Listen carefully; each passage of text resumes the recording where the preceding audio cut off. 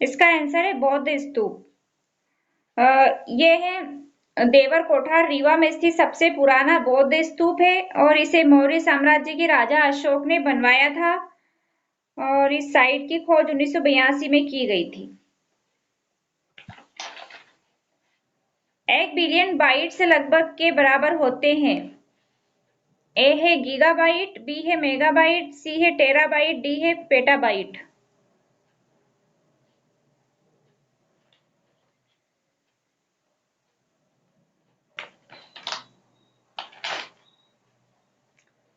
इसका आंसर है gigabyte. 1 billion bytes लगभग 1 गीगाबाइट के बराबर होता है। बिलियन बाइट से लगभग 1 गीगाबाइट के बराबर होता है। गीगाबाइट इसका आंसर है। कंप्यूटर में सूचना का आकार किलोबाइट से केबी, मेगाबाइट से एमबी, गीगाबाइट से जीबी और टेराबाइट से टीबी में मापा जाता है। 1 किलोबाइट केबी इक्वल लगभग 1000 बाइट्स या 1024 बाइट्स के बराबर होता है। निम्न में से कौन सा एक सिस्टम सॉफ्टवेयर है? A device driver, B Tally, C spreadsheet, D पाठ संपादक।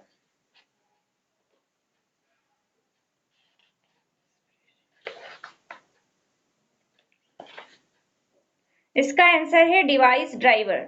डिवाइस ड्राइवर जो एक सिस्टम सॉफ्टवेयर है, एक कंप्यूटर प्रोग्राम है। डिवाइस ड्राइवर एक कंप्यूटर प्रोग्राम है। यह एक विशेष प्रकार के उपकरण को संचालित और नियंत्रित करता है जो कंप्यूटर से जुड़ा होता है। वर्ल्ड वाइड वेब पर डॉक्यूमेंट्स बनाने के लिए उपयोग की जाने वाली कोडिंग भाषा क्या है?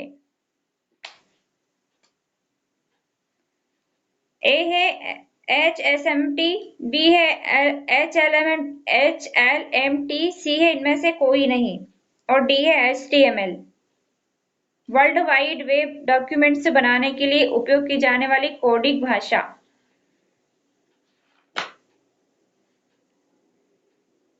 तो इसका आंसर है HTML, हाइपरटेक्स्ट मार्कअप लैंग्वेज। इसका यूज वर्ल्ड वाइड वेब पर डॉक्यूमेंट्स बनाने के लिए किया जाता है। और टिम बर्नर्स-ली ने 1990 में HTML निर्दिष्ट किया और उन्होंने ब्राउज़र और सर्वर सॉफ्टवेयर लिखा।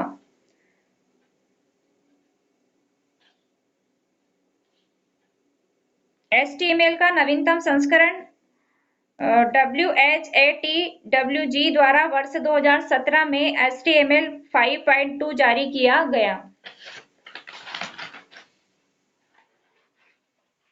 बाल लिंग अनुपात में मध्य प्रदेश का स्थान क्या है? ए है 20वां, बी है 21वां, सी है 22वां और डी है 23वां।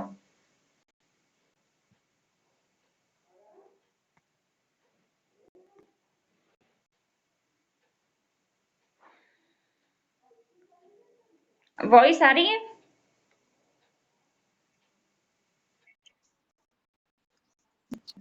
तो इसका जो आंसर है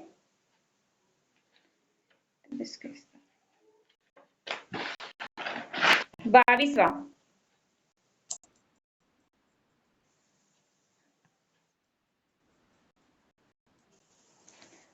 इसका आंसर 22वां है। 2011 की जनगणना के अनुसार मध्य प्रदेश बाल लिंग अनुपात के मामले में 22वें स्थान पर है।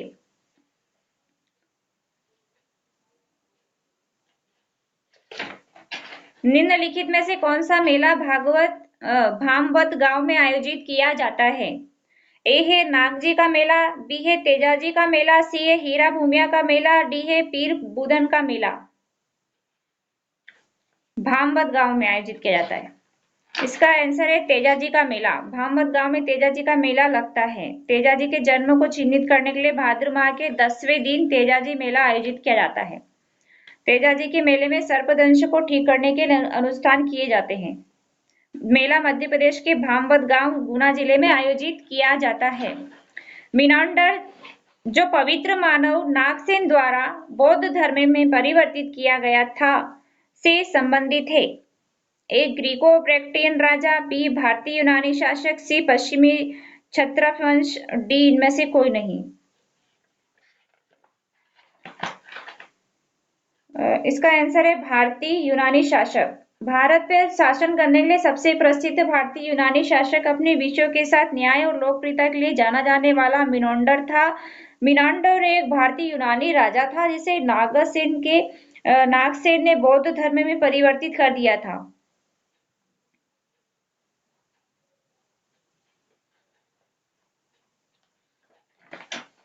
मध्य प्रदेश विधानसभा के पहले अध्यक्ष कौन थे? ए है श्रीनिवास तिवारी, बी पट्टाभी सीतारमैया, सी है S C Kamath, D Kunjilal Dubey. हाँ, कुंजीलाल दुबे। उनका जन्म मध्य प्रदेश के नरसिंहपुर में हुआ था। वह 1 मार्च 1956 से 7 मार्च 1957 तक मध्य प्रदेश विधानसभा के पहले वक्ता थे, स्पीकर। उन्हें मध्य प्रदेश का कानून पुरुष के नाम से भी जाना जाता है।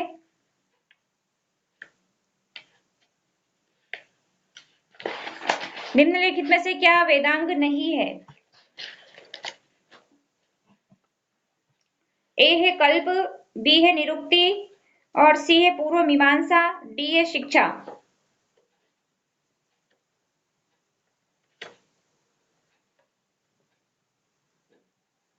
वेदांग नहीं है कल्प, निरुक्ति, पूर्व मीमांसा, शिक्षा। तो पूर्व मीमांसा ये वेदांग 6 हिंदू धर्म के सहायक विषय जो प्राचीन काल में उत्पन्न हुए थे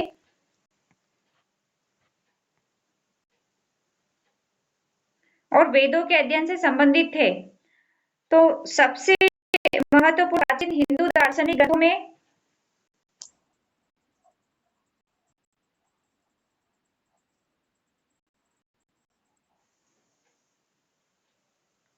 सबसे महत्वपूर्ण प्राचीन हिंदू दार्शनिक ग्रंथों में से एक पूर्व मीमांसा सूत्र जो ऋषि जैमिनी द्वारा लिखे गए हैं। राजाओं के दिव्य सिद्धांत को प्रतिपादित करने वाला पहला मध्यकालीन शासक था। राजाओं के दिव्य सिद्धांत को प्रतिपादित करने वाला पहला मध्यकालीन शासक था। ए है कुतुबुद्दीन ऐबक, बी है इल्तुतमिश, सी है बलबन, डी है अलाउद्दीन खिलजी। ये बलबन है इसका आंसर। बलबन दिल्ली सल्तनत का राजा है और उसने राजाओं के दिव्य सिद्धांत की स्थापना की थी। बलबन की राजा। हाँ वो थे लेकिन ये सिद्धांत जो थे ना, ये सिद्धांत की बात हो रही है तो राजाओं के दिव्य सिद्धांत की स्थापना बलबन ने की थी दिल्ली में। बलबन की राजा की राजा की विचारधारा मूल रूप से ईरानी सिद्धांत पर आधारित थी कि राजा अर्ध दिव्य था और केवल भगवान के प्रति जवाबदेह था।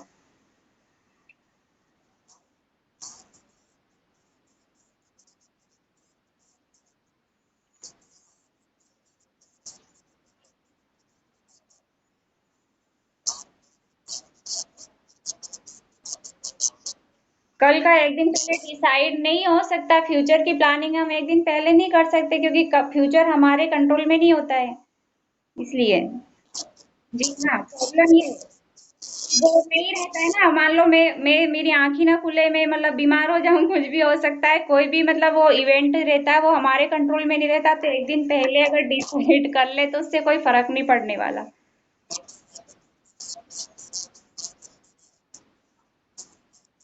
नहीं, टाइम मैंने डाल दिया था, सुबह ही डाल दिया था। हाँ।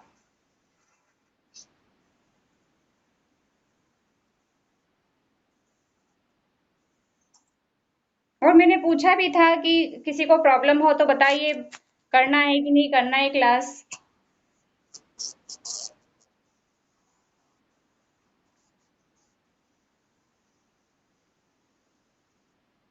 लोक नृत्य अटारी मध्य प्रदेश के किस क्षेत्र में किया जाता है? लोक नृत्य अटारी। ए है मालवा, बी है बुंदेलखंड, सी है बघेलखंड, डी है निमाड़।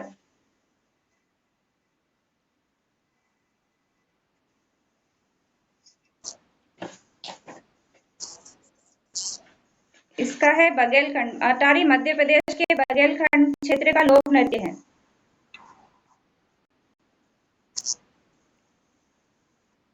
भूमिया और बागाई जनजाति द्वारा ये किया जाता है और ये एक गोलाकार रास्ते में नृत्य है और इसमें दो पुरुष एक के कंधे पर खड़े होकर नृत्य करते हैं।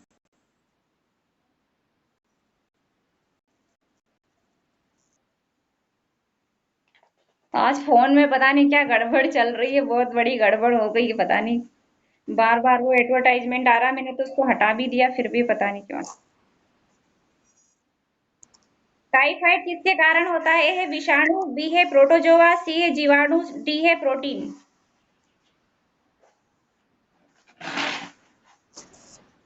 टाइफाइड जो है जीवाणु के कारण होता है। जीवाणु एकल कोशिका वाले जीव है जो न तो पौधे हैं और न ही जानवर है। वे आमतौर पर लंबाई में कुछ माइक्रोमीटर मापते हैं और लाखों के समूह में एक साथ मौजूद होते हैं। टाइफाइड एक जीवाणु संक्रमण है जिससे तेज बुखार, दस्त, उल्टी हो सकती है। ये बैक्टीरिया साल्मोनेला टाइफी के कारण होता है। बैक्टीरिया होता है ये, उस साल्मोनेला टाइफी के कारण ये होता है। राज्य खाद्य आयोग के पास किस न्यायालय के समान अधिकार है? ए है आपराधिक न्यायालय, बी है सिविल न्यायालय, सी है न्यायाधिकरण न्यायालय और डी है विशिष्ट न्यायालय।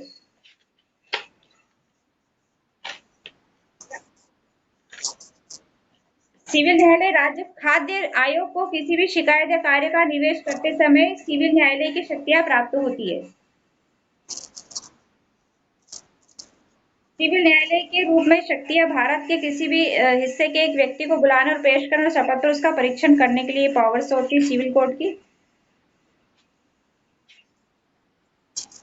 1924 में भारतीय राष्ट्रीय कांग्रेस के बेलगाम सत्र की अध्यक्षता किसने की?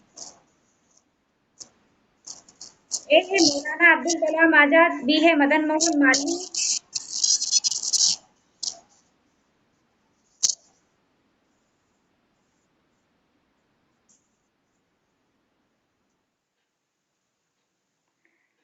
1924 में भारतीय राष्ट्रीय कांग्रेस के बेलगाम सत्र की अध्यक्षता किसने की? ए है मौलाना अब्दुल कलाम आजाद, बी है मदन मोहन मालवीय, सी है मोहनदास करमचंद गांधी, डी है सुभाष चंद्र बोस। तो इसका आंसर है मोहनदास करमचंद गांधी। बेलगाम में आईएनसी का 39वां सत्र 39वां 26 दिसंबर 1924 को आयोजित किया गया था। 26 दिसंबर 1924 को बेलगाम में भारतीय राष्ट्रीय कांग्रेस के बेलगाम सत्र की अध्यक्षता गांधी जी ने की थी और यह पहली और आखिरी बार था जब गांधी जी ने कांग्रेस के अधिवेशन की अध्यक्षता की थी। मतलब गांधी जी सिर्फ एक ही अधिवेशन में भाग लिया था उन्होंने, और किसी में नहीं लिया था, बेलगाम में सिर्फ।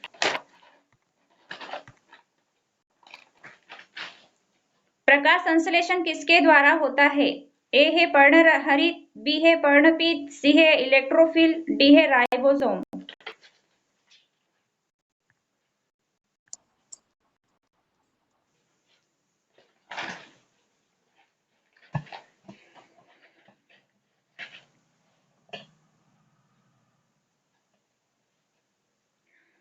इसका आंसर है पर्णहरित। प्रकाश संश्लेषण वह प्रक्रिया है जिसके द्वारा हरे पौधे और कुछ अन्य जीव सूर्य के प्रकाश का उपयोग कार्बन डाइऑक्साइड और पानी से पोषक तत्वों को संश्लेषित करने के लिए करते हैं। इस प्रक्रिया में पौधे पर्णहरित कार्बन डाइऑक्साइड, पानी, सूर्य के प्रकाश का उपयोग करते हैं और ऑक्सीजन छोड़ते हैं। पर्णहरित के कारण पत्तियां हरी होती है और पौधे पर्णहरित नामक अंगों में प्रकाश का संश्लेषण करते हैं। प्रकाश संश्लेषण कोशिकीय श्वसन के विपरीत होता है। अनुसूचित जाति आयोग को संविधान के किस अनुच्छेद में परिभाषित किया गया है? ए है अनुच्छेद 338, बी है अनुच्छेद 342, सी है अनुच्छेद 338 ए, डी है अनुच्छेद 340। इसका आंसर है 338। आर्टिकल 338 में परिभाषित किया गया है। राष्ट्रीय अनुसूचित जाति आयोग संविधान के अनुच्छेद 338 द्वारा गठित एक संवैधानिक निकाय है और ये इसमें जो है एक जो अनुसूचित जाति और जनजातियों के लिए एक विशेष मूल अधिकारी की नियुक्ति का प्रावधान करता है 338।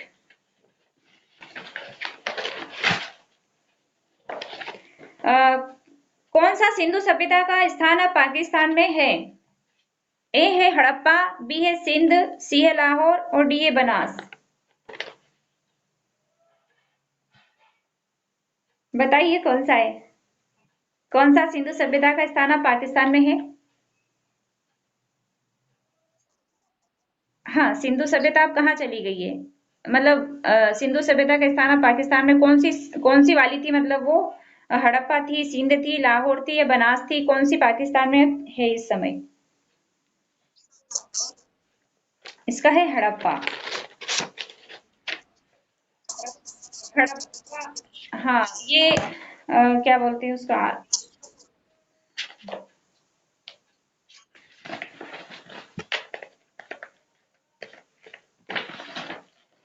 टूथपेस्ट जिसे आप रोजाना इस्तेमाल करते हैं में कैविटी से लड़ने के लिए निम्नलिखित में से कौन सा खनिज होता है? ए है पेट्रोलियम जेली, बी है एनाटेज, सी है टाइटेनियम ऑक्साइड और डी है फ्लोराइड।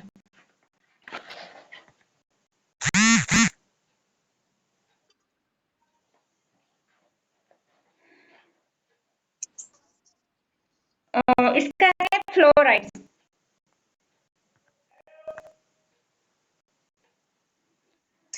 फ्लोराइड सिलिका, चूना पत्थर, एल्यूमिनियम ऑक्साइड और विभिन्न फॉस्फेट खनिजों जैसे अपघर्षक खनिज व टूथपेस्ट है जो आप उपयोग करते हैं में सफाई का कार्य करते हैं। ये टाइम मेरा सारा 20 है, पता नहीं क्या चल रहा है इसमें। गोवा कैविटी को कम करने के लिए फ्लोराइड का उपयोग किया था, खनिज फ्लोराइड।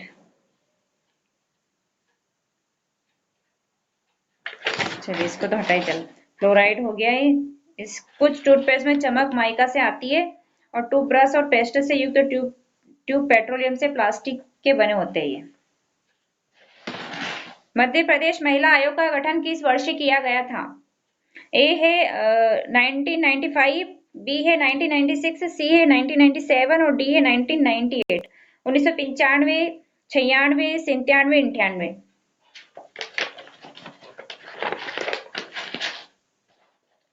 तो इसका गठन जो है 1998 में किया गया था, 1998। मध्य प्रदेश महिला आयोग का गठन 23 मार्च 1998 को राज्य महिला आयोग अधिनियम 1995 की धारा 3 के तहत किया गया था। मतलब धारा किसकी थी? 1995 अधिनियम। और उसमें किया गया था 1998 में। 23 मार्च 1998 को राज्य महिला आयोग अधिनियम 1995 की धारा 3 के तहत किया गया था। उद्देश्य है इसका राज्य में महिलाओं को सशक्त बनाना, महिलाओं के हितों का ध्यान रखना और उनकी रक्षा करना, महिलाओं की गरिमा और सम्मान सुनिश्चित करना, उन्हें हर क्षेत्र में विकास के समान अवसर देना, महिला विरोधी अत्याचारों और अपराधों के खिलाफ त्वरित कार्यवाही करे। उप उष्णकटिबंधीय ऊंचाइयों और भूमध्य रेखा के बीच बहने वाली ग्रहों की हवाओं को निम्न के रूप में जाना जाता है। ए है ध्रुवीय स्टर, बी है व्यापार हवाओं, सी है पश्चिमी हवा और डी है इनमें से कोई भी नहीं।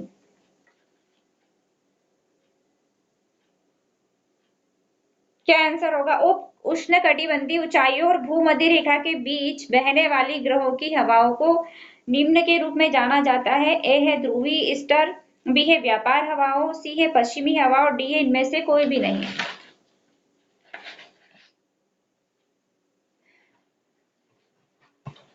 इसका आंसर है व्यापार हवाओं के रूप में जाना जाता है। ये हवाएं उत्तरी और दक्षिणी गोलार्ध में 10 से 30 डिग्री अक्षांश में उड़ती है।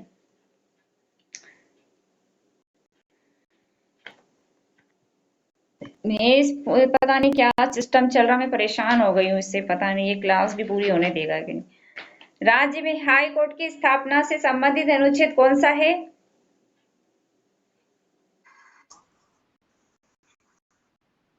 राज्य में, हाँ,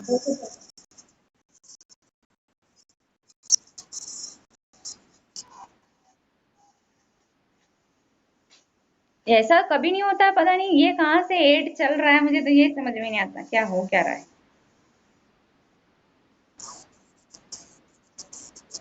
हाँ कोई मतलब ये एडवर्टाइजमेंट आ रहा है, कहीं से आ रहा है ये भी पता नहीं चल रहा कि क्यों आ रहा है और कहाँ से आ रहा है।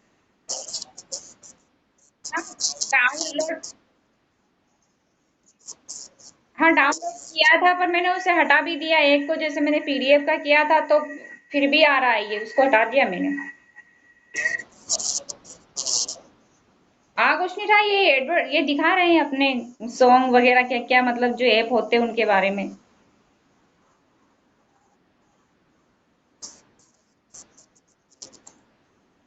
हाँ देखती हूँ फिर क्या हो करना है। बाद में, अभी तो क्लास का है ना, वो क्लास गड़बड़ हो गई ना, अब क्या करो। इसका आर्टिकल 214, ये राज्यों में हाई कोर्ट की स्थापना आर्टिकल 214 में होती है। उच्च न्यायालय राज्य में अपील का उच्चतम न्यायालय है। अनुच्छेद 214 प्रत्येक राज्य में हाई कोर्ट की स्थापना से संबंधित है। निम्नलिखित में से कौन सा जिला सोन घाटी में स्थित है?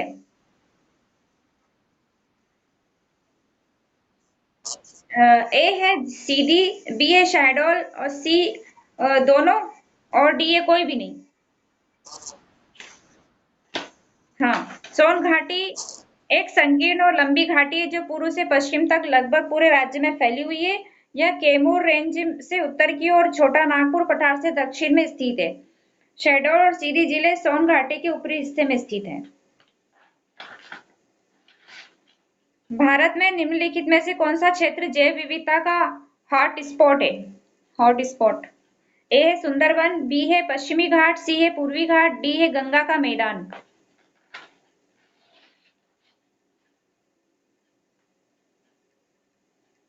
इसका आंसर है पश्चिमी घाट।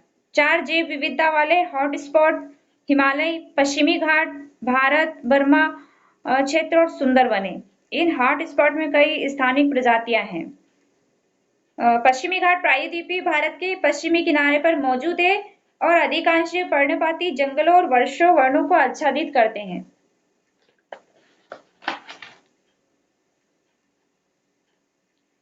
पश्चिमी घाट में ना, इस क्षेत्र में 6000 पौधों की प्रजातियां हैं, जिनमें से 3000 स्थानिक है।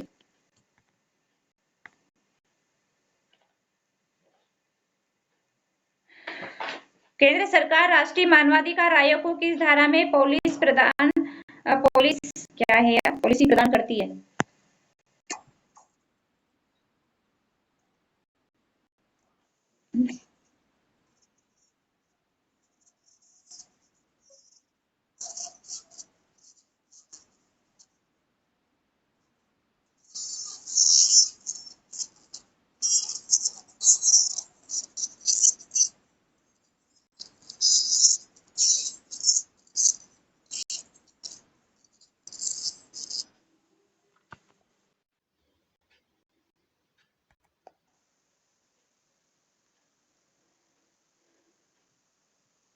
रीजॉइन करके देखा है, पता नहीं, अगर सही हो जाता तो ठीक है, नहीं तो चलता ही रहेगा जैसा चलेगा। केंद्र सरकार राष्ट्रीय मानवाधिकार आयोग को किस धारा में पॉलिसी प्रदान कर दी है? ए है धारा 8, धारा 9, सी है धारा 10 और डी है धारा 11। केंद्र सरकार राष्ट्रीय मानवाधिकार आयोग को किस धारा में पॉलिसी प्रदान करती है? इसका इसका वैसे तो नहीं याद होगा, मैं बता देती हूँ, मानवाधिकार का है ये तो, मानवाधिकार की धारा है एडीपीओ में ना। हाँ, मैं एडीपीओ में तो है, लेकिन इसमें तो नहीं है डीएलओ में।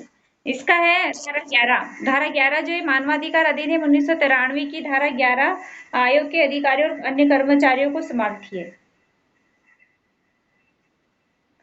क्या क्या होगा? निम्नलिखित में से कौन सी नदी रातापानी वन्य जीव अभयारण्य से निकलती है?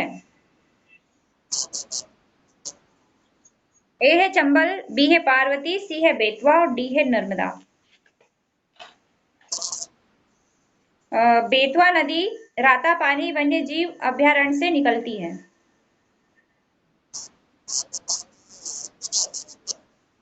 मध्य प्रदेश के रायसेन, हाँ, रायसेन जिले में स्थित रातापानी वन्य जीव अभयारण्य है।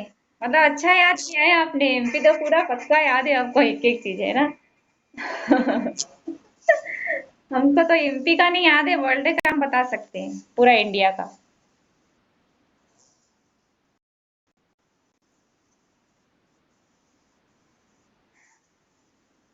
अ, हम्म ये अगर मध्य प्रदेश के भोपाल रायसेन वन प्रभाग में 890 वर्ग किलोमीटर में फैला हुआ है ये।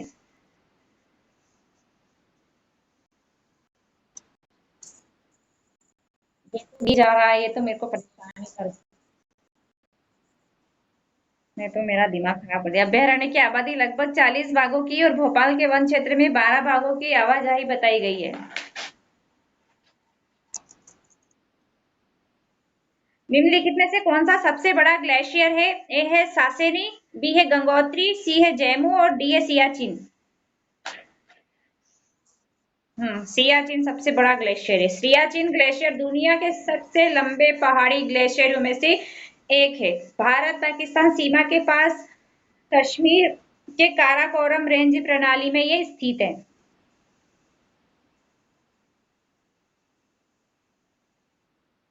जो उत्तर पश्चिम से उत्तर पश्चिम से दक्षिण दक्षिण पूर्व में 70 किलोमीटर तक विस्तारित है और सियाचिन ग्लेशियर हिमालय में पूर्वी काराकोरम रेंज में स्थित है। हाँ, ये काराकोरम के 5 सबसे बड़े ग्लेशियरों में से एक है जो समुद्र तल से 18,000 फीट की औसत ऊंचाई पर स्थित है। कितनी ऊंचाई पर? समुद्र तल से 18,000 फीट की औसत ऊंचाई पर यह स्थित है।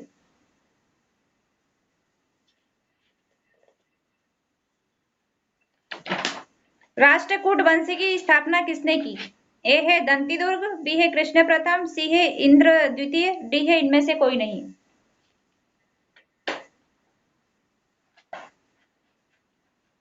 तो इसका आंसर है राष्ट्रकूट वंश की स्थापना दंतिदुर्ग ने की थी। इसकी स्थापना 8वीं सदी में की गई थी। निम्नलिखित में से किस राजनीतिक नेता ने तीनों गोलमेज सम्मेलनों में भाग लिया? ए है तेज बहादुर सप्रू, बी है बी आर अम्बेडकर, सी है 1 और 2 दोनों ने और डी कहता है कि कोई ने भी नहीं लिया। 1 और 2 दोनों, बी आर अम्बेडकर और तेज बहादुर सप्रू सप्रू तीनों गोलमेज सम्मेलनों में भाग लिया, दोनों ने मिलकर। महात्मा गांधी ने द्वितीय गोलमेज सम्मेलन में भाग लिया। प्रथम गोलमेज सम्मेलन से पहले गांधी जी ने भारतीय राष्ट्रीय कांग्रेस की ओर से सविनय अवज्ञा आंदोलन शुरू किया था। चलो ये मिक्स हो जाएगा, इसको हटाओ, आगे बढ़ते हैं। निम्नलिखित में से किस अधिनियम द्वारा संवैधानिक निरंकुशता का सिद्धांत प्रस्तुत किया गया? संवैधानिक निरंकुशता का सिद्धांत प्रस्तुत किया गया था कौन से अधिनियम के द्वारा? तो ए है 1909 का भारतीय काउंसिल अधिनियम, बी है 1919 का भारत सरकार अधिनियम, सी है 1935 का भारत सरकार अधिनियम, डी है 1947 का भारतीय स्वतंत्रता अधिनियम। हाँ, 1935 का भारत सरकार अधिनियम संवैधानिक। हाँ, संवैधान। हाँ, 1935। हाँ, अरे बेटा तू भी आता रहे, मेरा ही काम चल रहा है, चलने दो सब। संवैधानिक निरंकुशता का सिद्धांत भारत सरकार अधिनियम 1935 द्वारा ये पेश किया गया था, जिसमें राज्यपालों में प्रांतों के कार्यकारी अधिकारी को निहित किया गया। भारत छोड़ो अभियान कांग्रेस द्वारा किसकी विफलता के बाद शुरू किया गया था? ए है क्रिप्स मिशन, बी है शिमला सम्मेलन, सी है कैबिनेट मिशन और डी है कोई भी नहीं। हाँ, क्रिप्स मिशन की विफलता के बाद शुरू किया गया था कि क्रिप्स और कैबिनेट में थोड़ा वो हो सकता है कंफ्यूजन। तो क्रिप्स मिशन तो इसका सही बताया आपने, क्रिप्स मिशन की विफलता के बाद।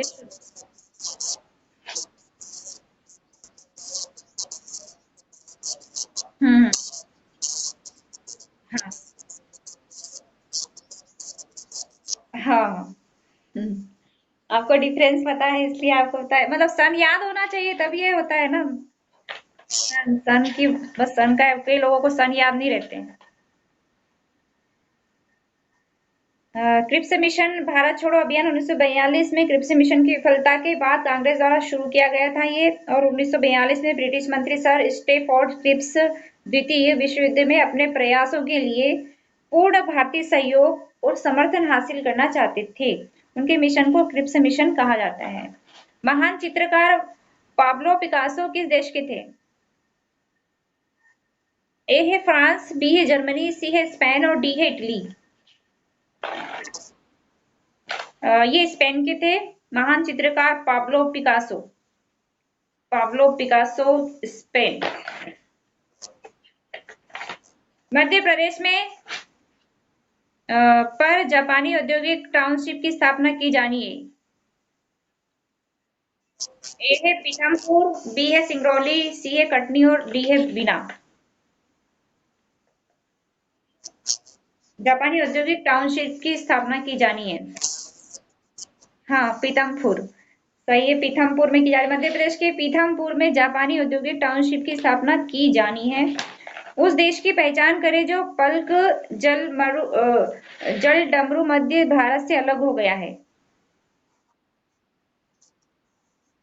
ए है मालदीव, बी है श्रीलंका, सी है नेपाल और डी है इंडोनेशिया।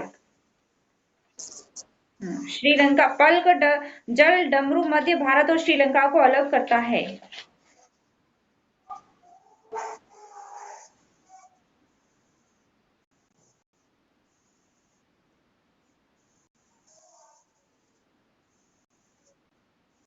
श्रीलंका को भारतीय उपमहाद्वीप से अलग किया जाता है मन्नार की खाड़ी, हिंद महासागर में द्वीप सागर।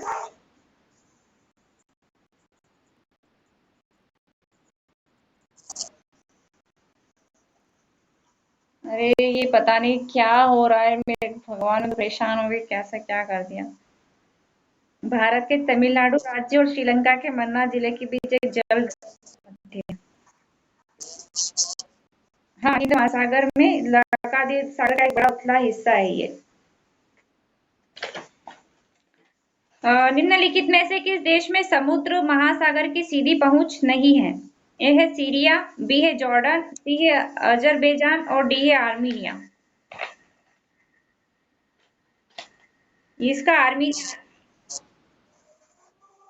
आर्मीनिया जो है, आर्मीनिया की समुद्र महासागर तक सीधी पहुंच नहीं है, मतलब महासागर तक नहीं पहुंचता है सीधा ये आर्मीनिया। यह एक भूमि से घिरा देश है जो पश्चिम में तुर्की, उत्तर में जॉर्जिया और अजरबैजान से घिरा हुआ है।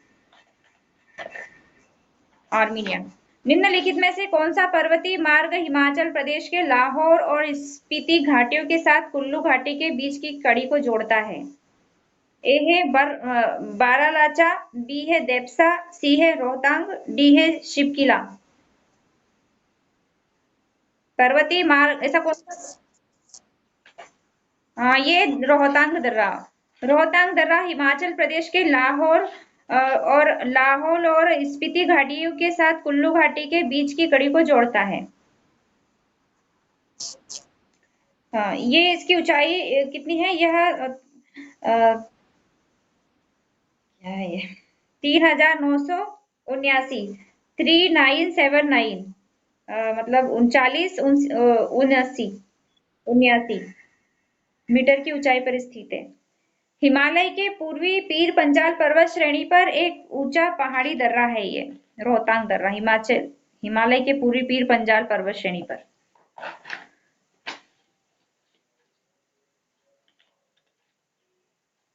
हम्म, है ना, रोहतांग सुरंग के नाम से जाना जाता था इसको, जिसे पहले रोहतांग सुरंग के नाम से जाना जाता था, और उसका नाम अटल सुरंग हो गया। एक राजमार्ग सुरंग है जिसे रोहतांग दर्रे के तहत बनाया गया है, और ये सुरंग भारत की सबसे लंबी सड़क सुरंग है।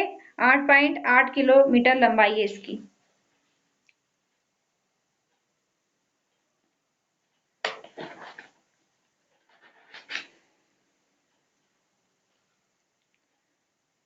भारत के तटीय इलाकों में अक्सर समानांतर रूप में अचानक खड़े होने वाले पहाड़ों की सतत श्रृंखला कौन सी है? ए है अरावली, बी है सतपुड़ा, सी है पूर्वी घाट और डी है पश्चिमी घाट।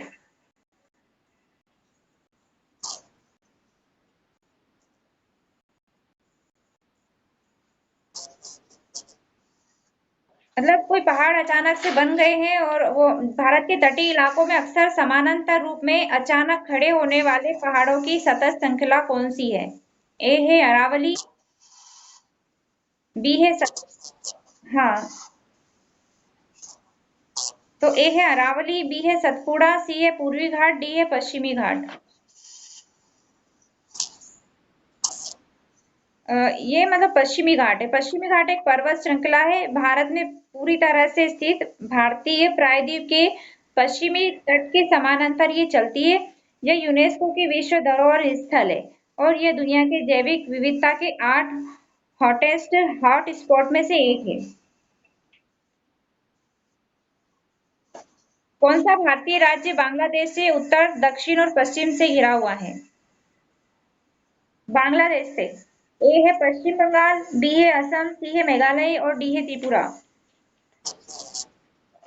त्रिपुरा आएगा ना, तीन ओर से घिरा हुआ है मतलब ये।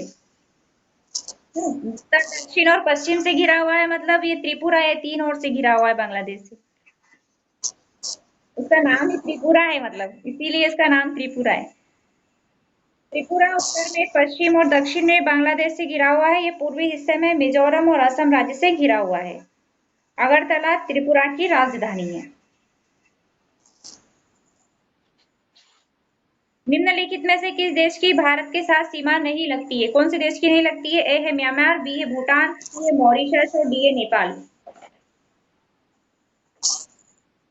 हाँ, मॉरिशस बिल्कुल राइट है, करेक्ट है ये।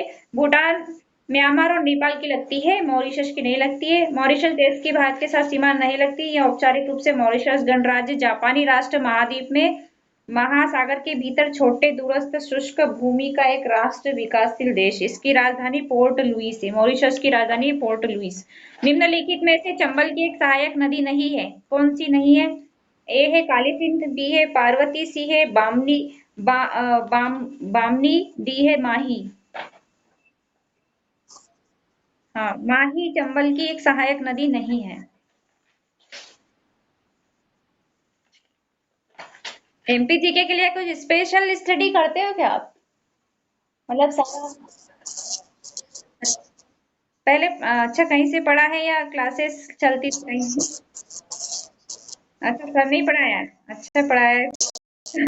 सब कुछ याद है मतलब। हम तो एग्जाम के पर्पस से थोड़ा बहुत पढ़ लेते हैं।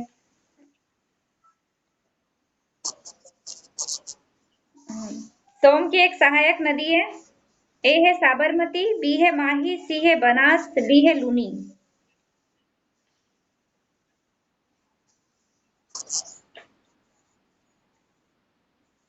नहीं, इसकी जो सहायक नदी है माही नदी है। ये माही नदी पश्चिमी भारत की एक प्रमुख नदी है।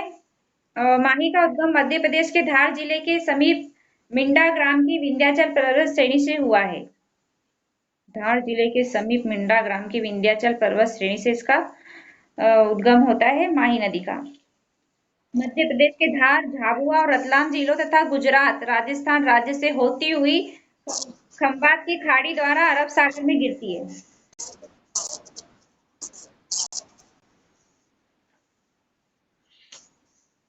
इस नदी की लंबाई कितनी है माही नदी की? ऑप्शन तो नहीं है।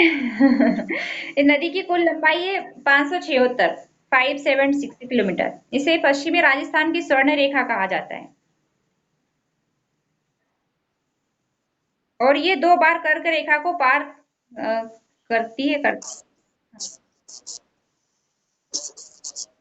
हाँ, कर्क रेखा को दो बार काटती है ये।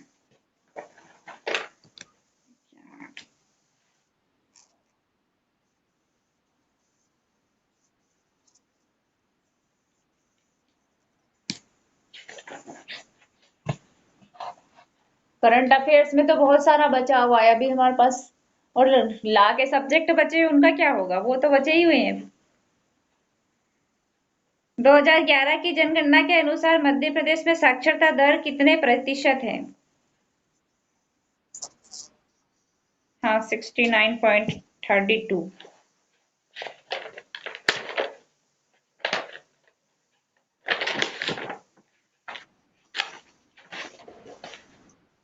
और 2001 में कितनी थी? 63.7%।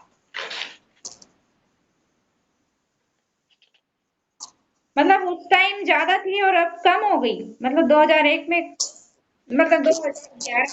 हाँ 2011, हाँ 2011 मतलब। हाँ हाँ सही है। चलिए आगे बढ़ते हैं। मैं तो मैं खुद मध्य प्रदेश के निम्नलिखित में से किस जिले में जनजातीय आबादी का प्रतिशत सबसे अधिक है?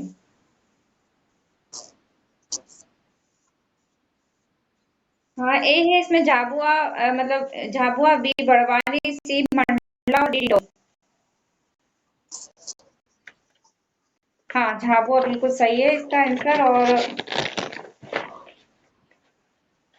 कितना परसेंट है ये? आदिवासियों का सबसे अधिक अनुपात झाबुआ जिले में है।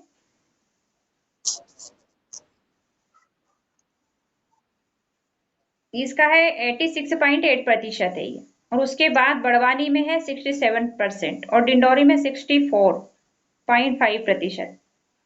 मतलब सबसे ज्यादा झाबुआ में, सेकंड नंबर पे बड़वानी में आता है। और बस एक का अगर याद कर लेंगे तो सबका याद हो जाएगा क्रम से, है ना वो। फिर तीसरा है डिंडौरी और चौथा है मंडला। हाँ।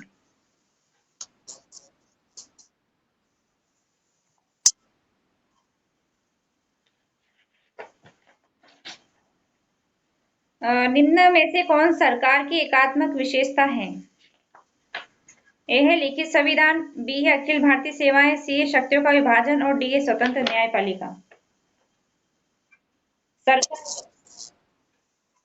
हाँ, अखिल भारतीय सेवाएं।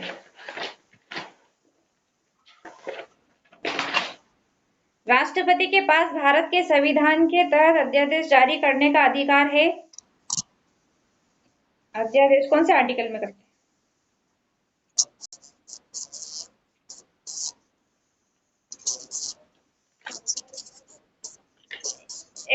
ऑप्शन बताती हूँ। 123, दो। चलिए 120। संविधान के अनुच्छेद 123 के तहत राष्ट्रपति के पास संसद के सत्र में न होने की स्थिति में अध्यादेश जारी करने की शक्ति प्राप्त है। अनुच्छेद के तहत संविधान चुनाव आयोग को संसद और राज्य विधानसभाओं के चुनाव कराने के लिए बाध्य करता है। किस अनुच्छेद के तहत करता है? संसद, जो ये संविधान चुनाव आयोग को संसद और राज्य के विधानसभा के चुनाव कराने के लिए बाध्य करता है। ए है 324, बी है 312, सी है 330 और डी है 298। हाँ, 324 करेक्ट है बिल्कुल। चुनाव आयोग भारत के संविधान द्वारा स्थापित एक स्थायी और स्वतंत्र निकाय है और भारतीय संविधान का अनुच्छेद 324 चुनाव आयोग को संसद और राज्य विधानसभाओं हेतु चुनाव कराने के लिए बाध्य करता है। कौन सा राज्य भारत के संविधान की छठी अनुसूची में शामिल नहीं है? ए है हरियाणा, बी है असम, सी है मेघालय और डी है मिजोरम।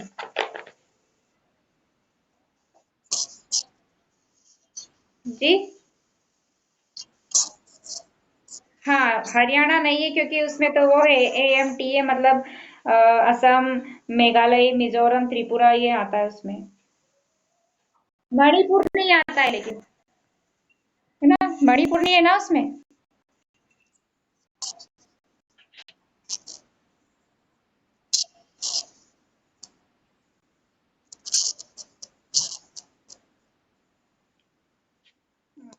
असम, मेघालय, त्रिपुरा, मिजोरम। अनुसूचित अनुसूचित आदिवासी क्षेत्र के प्रशासन से संबंधित है असम, मेघालय, त्रिपुरा और मिजोरम। AMTM। हाँ, AMTM है इसका फॉर्मूला।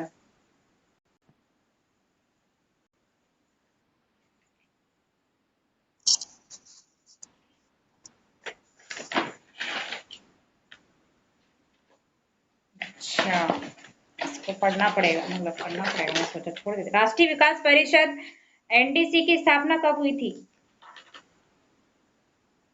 ए है 1947, बी है 1963, सी है 1952 और डी है 1954। इसकी स्थापना हुई थी 1952 में। राष्ट्रीय विकास परिषद NDC की स्थापना हुई थी 1952 में। ये शीर्ष निकाय है जो भारत में पंचवर्षीय योजनाओं को स्वीकृति देता है। पंचवर्षीय योजनाओं को स्वीकृति यही देता है, राष्ट्रीय विकास परिषद। इसकी स्थापना 6 अगस्त 1952 को हुई थी और प्रधानमंत्री राष्ट्रीय विकास परिषद के अध्यक्ष के रूप में सेवारत थे।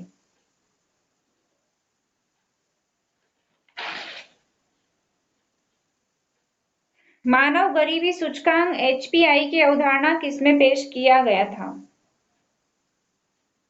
मानव गरीबी सूचकांक HPI। ए है मानव विकास रिपोर्ट 1990, बी है मानव विकास रिपोर्ट 1997, सी है मानव विकास रिपोर्ट 2001, डी है मानव विकास रिपोर्ट 2014।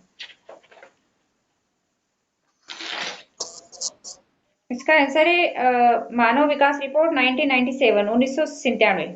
मानव गरीबी सूचकांक एचपीआई एक देश में एक समुदाय की गरीबी का संकेत था, जिसे संयुक्त राष्ट्र द्वारा मानव विकास सूचकांक एचडीआई के पूरक के लिए विकसित किया गया। निर्मल ग्राम पुरस्कार गांवों को दिए जाने वाले पुरस्कार किस पर आधारित पुरस्कार हैं? निर्मल ग्राम पुरस्कार। ए है 100% खुले में शौच मुक्त है, बी है ग्रामीणों को स्वच्छ पेयजल उपलब्ध कराना, सी है सांप्रदायिक भेंट से मुक्ति है और डी है अस्पृश्यता का उन्मूलन।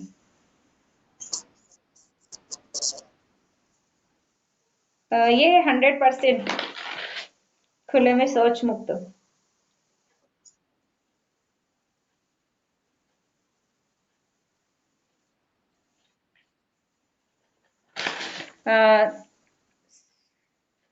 सोडियम क्लोराइड से अमोनिया क्लोराइड को अलग करने के लिए आप निम्नलिखित में से किस प्रक्रिया का यूज करेंगे? ए है आसवन, बी है ऊर्ध्वपातन और सी है क्रिस्टलीकरण, डी है निस्पंदन।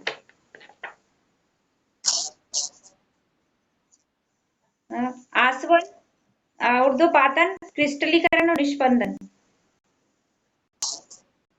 इसका नहीं, ऊर्ध्वपातन है इसका आंसर। ऊर्ध्वपातन में कोई पदार्थ अपनी ठोस अवस्था से सीधे गैस में परिवर्तित हो जाता है, ठोस से गैस में बदल जाता है और किसी मध्यवर्ती द्रव अवस्था में परिवर्तित नहीं होता है। उदाहरण बर्फ और बर्फ पहले पानी में पिघलने के बिना हवा में जल वाष्प में बदलते हैं।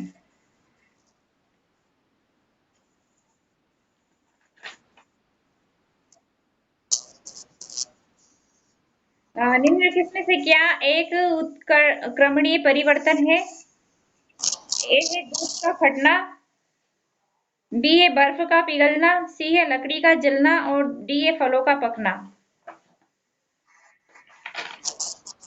हाँ, बर्फ का पिघलना एक उत्क्रमणीय परिवर्तन है।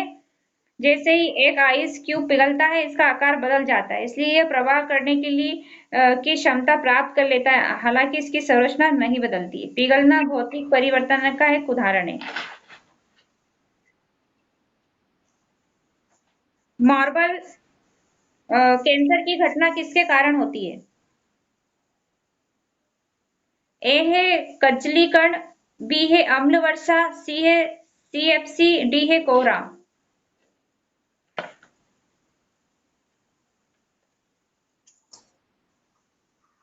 इसका आंसर है अम्ल वर्षा, बी। मार्बल कैंसर है नाइट्रिक अम्ल या सल्फ्यूरिक अम्ल की क्रिया द्वारा संगमरमर की मूर्तियों और इमारतों का क्षय है। ये अम्लीय वर्षा के कारण भी होता है और ये वर्षा लवण बना देती है। ताजमहल का पीलापन संगमरमर के कैंसर के उदाहरणों में से एक है। इसे स्टोन कैंसर के नाम से भी जाना जाता है। क्या होता है? नाइट्रिक अम्ल, सल्फ्यूरिक अम्ल की। संयुक्त राष्ट्र के सतत विकास लक्ष्यों के संदर्भ में एसडीजी 10 निम्न में से कौन सा है? एसडीजी 10। ए है असमानताओं में कमी, बी है शून्य भूखमरी, सी है जलवायु कार्यवाही, डी है उत्कृष्ट कार्य और आर्थिक वृद्धि।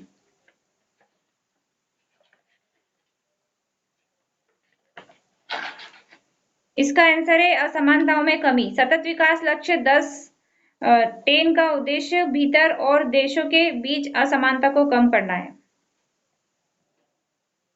मतलब हमारे यहाँ और अन्य देशों के बीच जो असमानता है उनको कम करना है।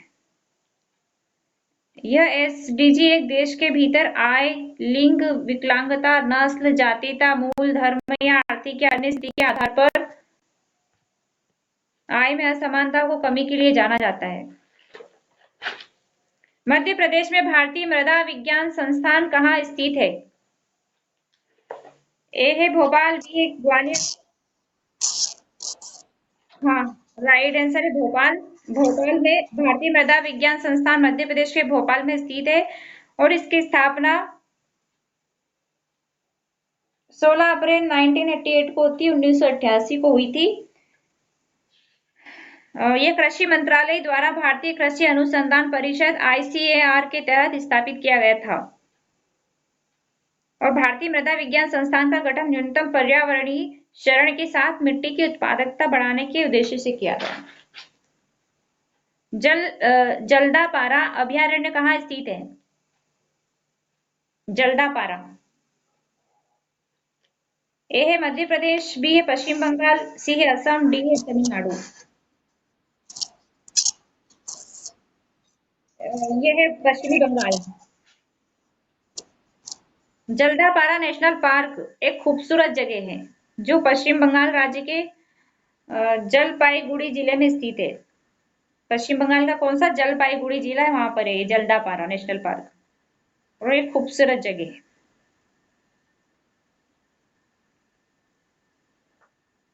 जलदापारा नेशनल पार्क को जलदापारा वन्यजीव अभयारण्य के रूप में भी जाना जाता है और जलदापारा नेशनल पार्क 2014 के वर्ष में स्थापित किया गया था। 2014 में इसको स्थापित किया गया था, नया है मतलब ये। पार्क का कुल क्षेत्रफल 216.51 किलोमीटर है और यह पार्क पूर्वी हिमालय की तलहटी में और टोरसा नदी के तट पर है। कहाँ पर है? टोरसा नदी के तट पर, पूर्वी हिमालय की तलहटी में है ये। 216.51 किलोमीटर हिमालय और तोरसा नदी। सोन घड़ियाल वन्य जीव अभयारण्य स्थित है में स्थित है कहाँ पर? सोन घड़ियाल। ए है मध्य प्रदेश, बी है उत्तर प्रदेश, सी है असम और डी है राजस्थान। आपका MP आ गया है। MP आ गया है इसमें। सोन घड़ियाल अभयारण्य मध्य प्रदेश से मध्य प्रदेश में स्थित है। ये सोन घड़ियाल वन्य जीव अभयारण्य कब स्थापित किया था इसको?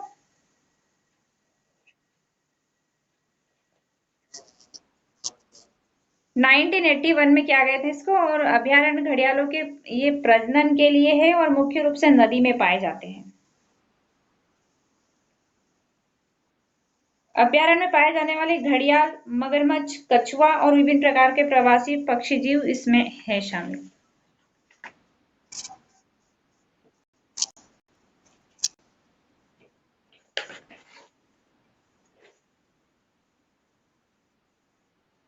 कुछ करंट अफेयर्स के क्वेश्चन पूछे ऑब्जेक्टिव में। ये तो हो गया इसका तो। अब करंट अफेयर।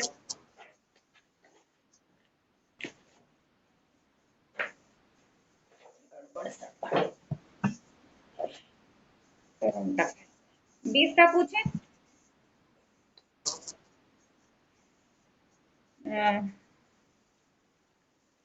किस अभिनेता को UNDP के द्वारा स्पेशल ह्यूमैनिटेरियन एक्शन अवार्ड से सम्मानित किया गया?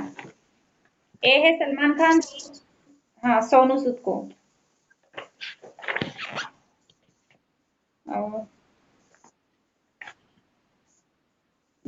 NSD के महानिदेशक का अतिरिक्त प्रभार किसे दिया गया है? ए है राकेश अस्थाना, बी है अजीत डोभाल, सी है SS देशवाल और डी है SP माहेश्वरी। देशवाल। आतंकवाद निरोधक बल राष्ट्रीय सुरक्षा गार्ड NSG का अतिरिक्त प्रभार दिया गया है। SKC।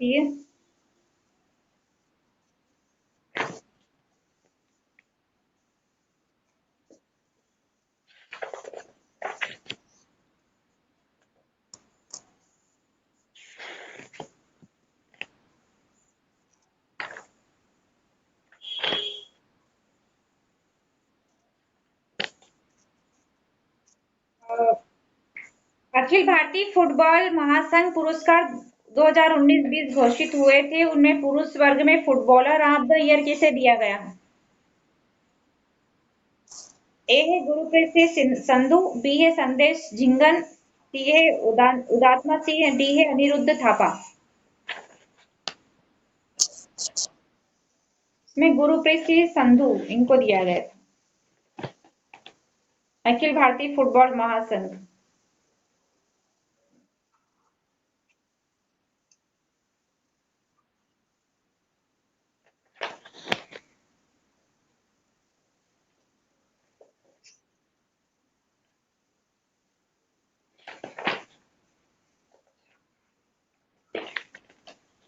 राफेल लड़ाकू विमान को उड़ाने वाली पहली भारतीय महिला पायलट कौन बनी है?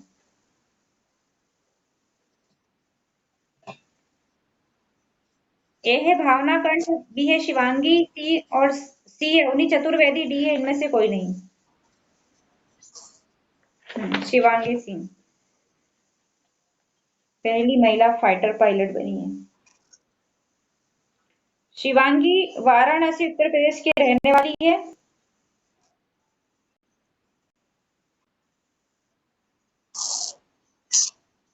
भारतीय वायुसेना प्रमुख कौन है? हाँ, 2020 में थे राकेश कुमार सिंह भदौरिया, अभी भी वही है क्या? ऑप्शन नहीं, इसमें आएंगे फिर जो बताऊंगी। इसमें तो यही है, राकेश कुमार सिंह भदौरिया। भारतीय वायुसेना का आदर्श वाक्य है touch the sky with glory. Touch the sky with glory, ये भारतीय वायुसेना का आदर्श वाक्य है ये। वैश्विक जोखिम सूचकांक 2020 में प्रथम स्थान पर कौन सा देश है? ए है वनुआटू, बी है टोंगा, सी है ब्राजील और डी है फ्रांस। वनुआटू। वनुआटू है विश्व जोखिम सूचकांक में पहले स्थान पर वनुआटू देश रहा है। और इसमें 181 देशों के बीच में भारत को 90, क्या बोलते हैं इसको, 89 नेवासी, नेवासी क्या बोलते हैं, में स्थान पर रखा गया है। हाँ, नेवासी स्थान पर है 89 में। वैश्विक जोखिम सूचकांक 2020 में भारत का क्या स्थान रहा? तो ये 89 रहा है। एक क्वेश्चन अलग से आ गया इसी क्वेश्चन, वैसे क्वेश्चन आए। हाल ही में अंत्योदय दिवस कब मनाया गया है? अंत्योदय दिवस 2020 में कब मनाया गया था? ये ए है 22 सितंबर, बी है 23 सितंबर, सी है 24 सितंबर और डी है 25 सितंबर। इसका आंसर है 25 सितंबर। 25 सितंबर को अंत्योदय दिवस मनाया जाता है और इस दिन को पंडित दीनदयाल उपाध्याय की जयंती के रूप में मनाया जाता है।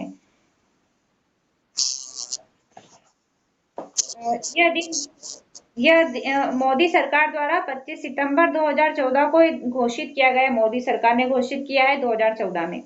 और अंत्योदय का अर्थ है गरीब से गरीब व्यक्ति का उत्थान करना।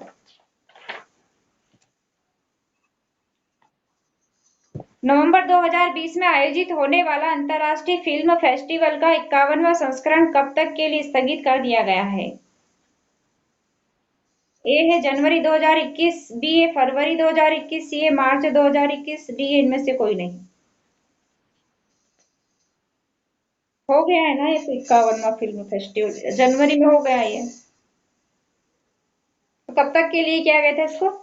ये जनवरी आंसर है इसका, जनवरी।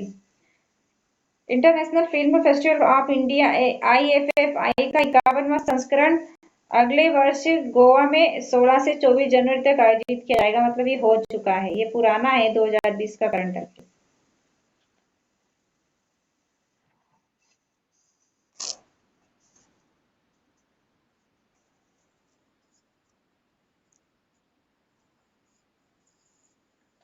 कौन करेगा?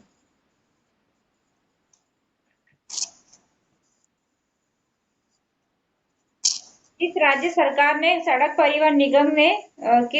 के सड़क परिवहन निगम ने मोक्ष कलश योजना को मंजूरी प्रदान की? मोक्ष कलश योजना कहाँ की है ये? ए है राजस्थान, बी है मिजोरम, सी है मेघालय और डी है त्रिपुरा।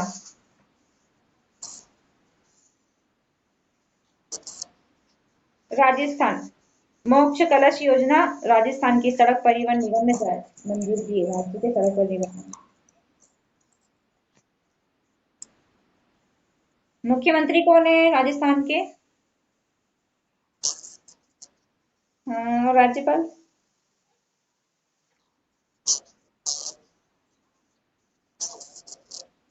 नहीं होंगे। नए का बने पहले के कलराज मिश्र थे। हाँ वो पहले से ही है, अभी का बने। हाँ, एक दो जगह कौन के बने, 6-7 राज्य के बने हैं। अभी मैं लिस्ट तैयार करूंगी उसकी, अभी मैंने तैयार नहीं किया, याद नहीं है मुझे भी कहाँ के बने। ये तो मतलब याद होना चाहिए, बेसिक चीजें तो कभी पूछ लेते हैं, कभी कभार आ जाती है। हाल ही में टाइम मैगजीन ने 2020 की 100 प्रभावशाली लोगों की सूची में किन भारतीयों को शामिल किया है? ए है नरेंद्र मोदी, बी है प्रोफेसर रविंद्र गुप्ता, सी है आयुष्मान खुराना और डी है तीनों। हाँ, तीनों।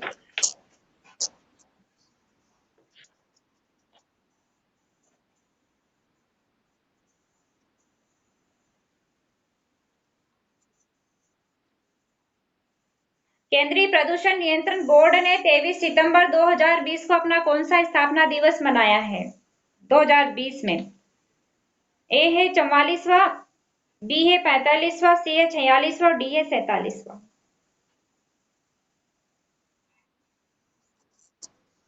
46वां मनाया है, और अब की बार जो आएगा वो 47वां हो जाएगा।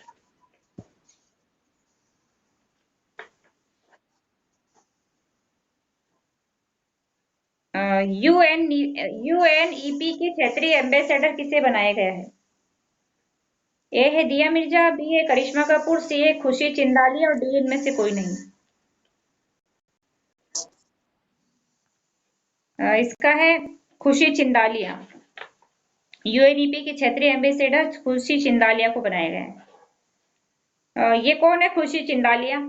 ये ये 17 वर्षीय है, मतलब ये 17 साल की एज है। और ये संयुक्त राष्ट्र पर्यावरण कार्यक्रम यूएनईपी है, इसको टुंजा एको जेनरेशन द्वारा भारत के क्षेत्रीय राजदूत के रूप में नियुक्त किया गया है।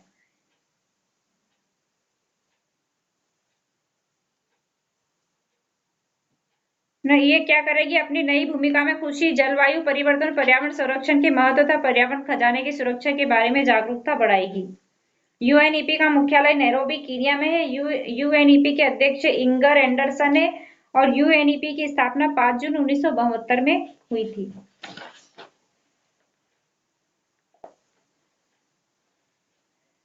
भारतीय नौसेना ने किस देश की नेवी के साथ मिलकर पैसेज एक्सरसाइज पैसेक्स आरंभ किया है? ए है अमेरिकी नौसेना, बी है ऑस्ट्रेलियाई नौसेना, सी है रूसी नौसेना, डी इनमें से कोई नहीं।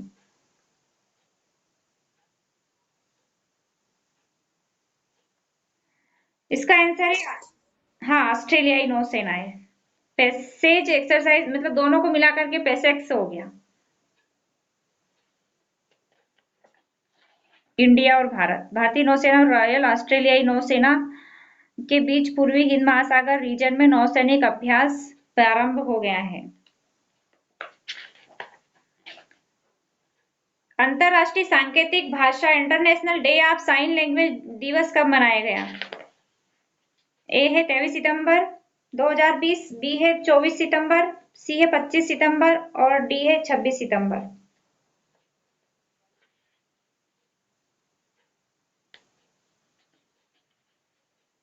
इसका आंसर है 23 सितंबर 2020। अंतरराष्ट्रीय सांकेतिक भाषा sign language international.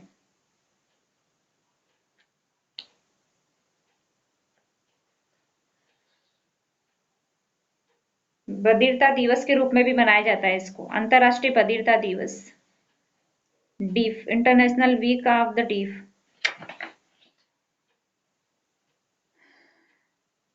Italian Open 2020 के पुरुष वर्ग का खिताब किसने जीता है? ए है नोवाक जोकोविच, बी है रोजर फेडरर, सी है राफेल नडाल और डी इनमें से कोई नहीं।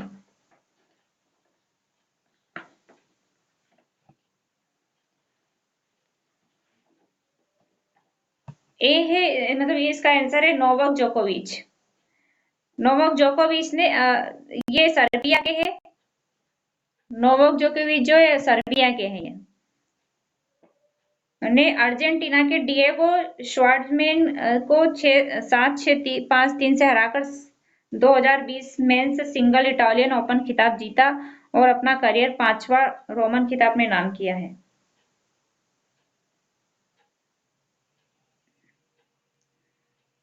नोवाक जोकोविच ने 9 बार जीता है, 2020 में भी। 2020 में ऑस्ट्रेलियन ओपन जीता है, और महिलाओं में नाओमी ओसाका जापान की जो है उसने जीता है। हाँ। इटालियन ओपन 2020 के महिला वर्ग का खिताब किसने जीता है? पुरुष वर्ग का तो नोवाक जोकोविच ने जीता है, और इटालियन ओपन 2020 का। अब महिला का पूछ रहे हैं, इटालियन ओपन 2020 के महिला वर्ग का खिताब किसने जीता है? तो ए है सिमोना हालेप, बी है Karolina Pliskova, C Martina Hingis, D Serena Williams. तो इसका आंसर है सिमोना हालेप।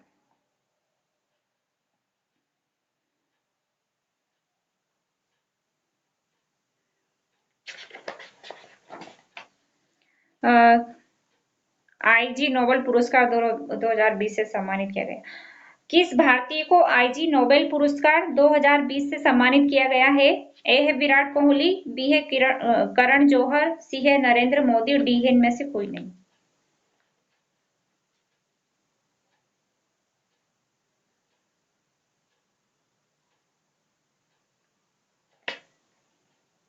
आंसर है नरेंद्र मोदी। मोदी जी ने को मिला है, सम्मानित किया गया नोबेल पुरस्कार, आईजी नोबेल पुरस्कार। प्रधानमंत्री नरेंद्र मोदी जी को चिकित्सा शिक्षा के लिए वर्ष 2020 के आईजी नोबेल पुरस्कार के लिए चुना गया है। संस्था के मुताबिक उन्हें कोविड-19 महामारी के जरिए दुनिया को सीख देने के वैज्ञानिकों के अलावा राजनेता भी लोगों के जीवन को बचाने में अहम भूमिका निभा सकते हैं के लिए सम्मानित करने के लिए चुना गया है। इससे पहले कब उनको अटल बिहारी जी को सम्मानित किया गया था? 1998 में। और ये दूसरे नंबर के बने, पहले नंबर के थे अटल बिहारी वाजपेयी जी, उसके बाद ये बने।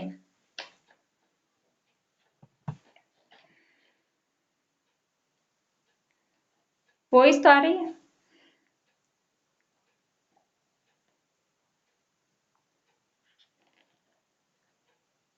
घोषणा की।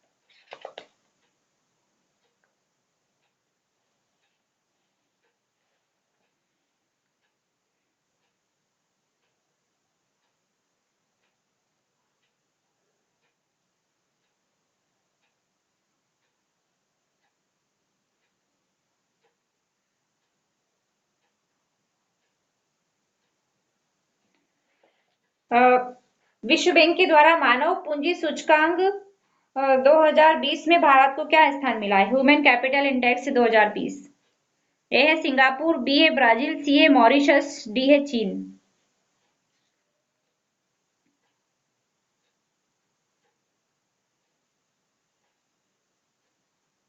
इसका जी क्वेश्चन, हाल ही में विश्व बैंक के द्वारा जारी मानव पूंजी सूचकांक में भारत को क्या स्थान मिला है? ए है सिंगापुर, बी ब्राजील, सी है मॉरिशस और डी है चीन। है, ये क्या क्वेश्चन है?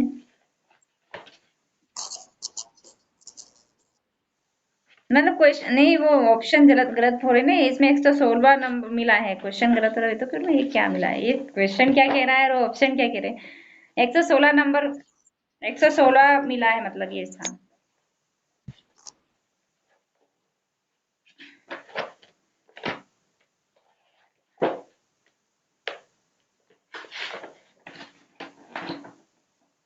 उत्कर्ष योजना। महिला किस राज्य सरकार ने मुख्यमंत्री महिला उत्कर्ष योजना शुरू की है?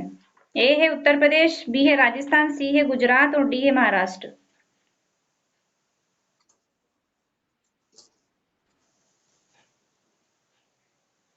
मुख्यमंत्री महिला उत्कर्ष योजना, ये है गुजरात।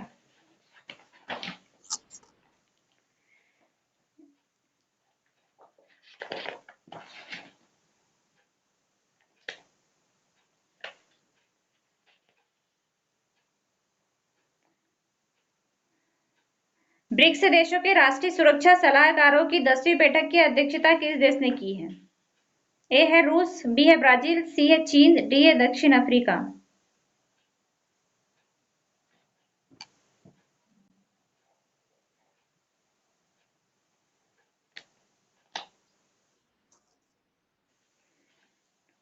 इसका है रूस। रूस ने की है। राष्ट्रीय सुरक्षा बल ब्रिक्स देशों के शीर्ष सुरक्षा अधिकारियों की 10वीं बैठक की वर्चुअली आयोजित की गई है। 10वीं बैठक वर्चुअली। ब्रिक्स के वर्तमान अध्यक्ष रूस द्वारा आयोजित की गई थी। राष्ट्रीय सुरक्षा सलाहकार अजीत डोभाल ने ब्राजील, रूस, भारत, चीन, दक्षिण अफ्रीका, ब्रिक्स के ये देश है। ब्राजील, रूस, भारत, चीन और दक्षिण अफ्रीका, 5 देश है ये। BRICS, BRICS.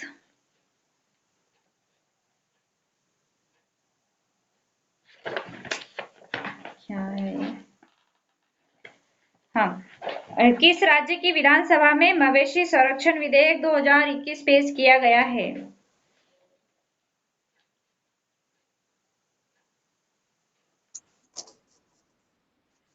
मवेशी संरक्षण विधेयक 2021। नहीं, इसका असम है आंसर। असम के सीएम हिमंता बिस्वा जो है, हिमंता बिस्वा शर्मा ने मवेशियों के संरक्षण के लिए सोमवार को विधानसभा में एक नया विधेयक पेश किया है।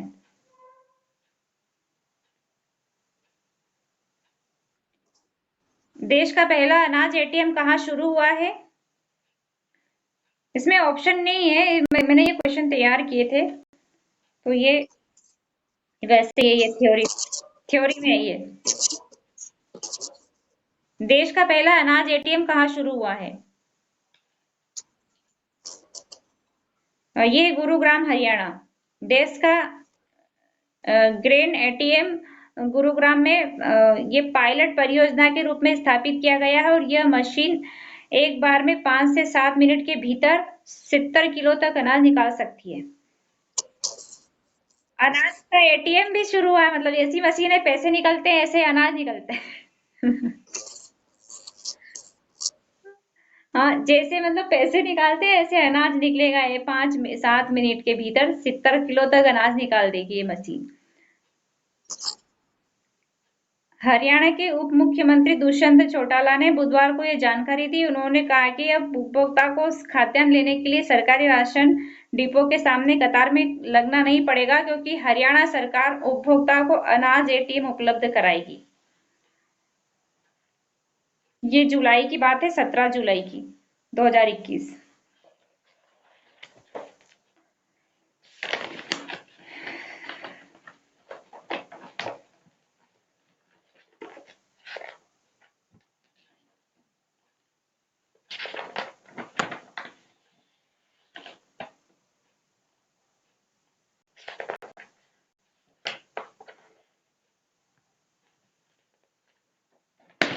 चलिए एक क्वेश्चन पूछ लेते हैं लास्ट, फिर उसके बाद क्लोज करते हैं। वो टाइम हो गया है वो, है ना। मेरा वो क्या बोलते हैं, 100% डेटा यूज हो जाएगा। मेरा कल मैसेज आया, कल चल ही नहीं रहा था वो नेट। मैंने वीडियो अपलोड किया तो हुआ ही नहीं, क्योंकि वो 100% डेटा यूज हो गया।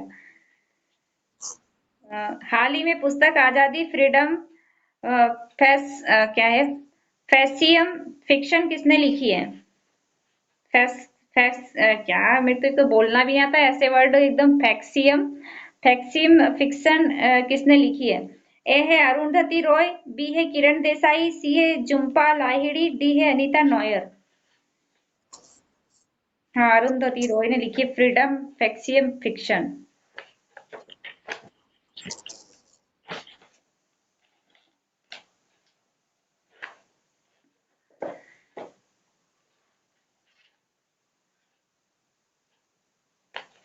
ठीक है, क्लोज करते हैं फिर। मुझे भूख भी लग रही है, खाना बनाऊंगी भी। जी धन्यवाद आपको, थैंक यू। Thank you.